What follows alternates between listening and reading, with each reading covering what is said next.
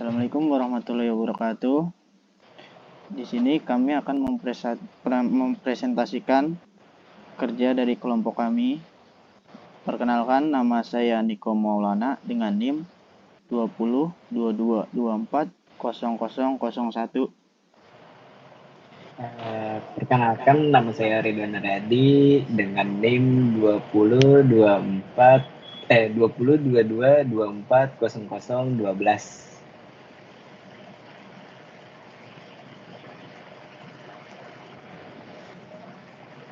Perkenalkan, nama saya Damar Ramadhani dengan NIM 2022240010. Perkenalkan, nama saya Muhammad Sultan Rashid dengan NIM 2022240005. Pertama, saya akan mempresentasikan yaitu pengajuan cuti. Pertama di sini ada petition, ada 3, yaitu aktornya HRD, manajer, dan pemohon atau karyawan. Pertama-tama yaitu karyawan atau pemohon memulai dengan mengisi form izin cuti atau surat cuti. Lalu dia akan memberikannya kepada manajer. Manajer akan menerima isi form otoritas izin dan menerima form izin cuti tersebut. Setelah itu di sini akan terjadi 2 option. Jika setuju maka dia akan lanjut, yaitu dari opposition dia akan melaju ke HRD. HRD akan menampilkan informasi izin cuti. Setelah itu dia akan ke pemohon atau karyawan dengan menampilkan informasi izin cuti yang disetujui dari manajer. Setelah itu HRD akan memberikan kepada manajer, yaitu menyimpan data izin cuti. Setelahnya manajer akan memberikan kepada pemohon atau karyawan menampilkan informasi proses yang telah disetujui. Setelah itu selesai. Selanjutnya, yang pertama dari bagian keuangan akan memberikan laporan keuangan kepada manajer. Selanjutnya, manajer memverifikasi hasil laporan dan dilanjut ke bagian keuangan mencatat hasil laporan. Dari mencatat hasil laporan akan menuju ke karyawan yang memasuki ke ruang bagian keuangan. Dari karyawan akan kembali ke bagian keuangan menanyakan nama karyawan. Setelah itu menyiapkan dan mencatat gaji karyawan. Selanjutnya menanyakan kehadiran. Dari bagian keuangan akan dilanjut ke karyawan. Karyawan akan memberikan kehadiran. Oke, selanjutnya akan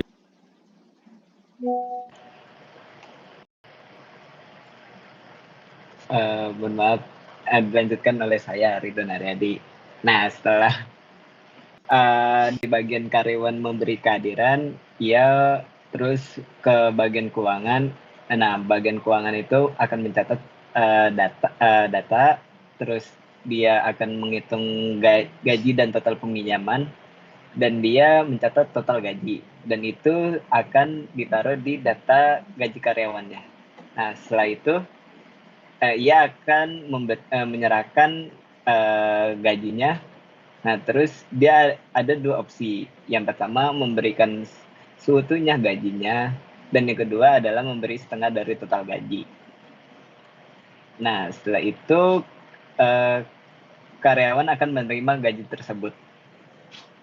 Setelah ini akan dilanjutkan oleh Muhammad Sultan Rashid.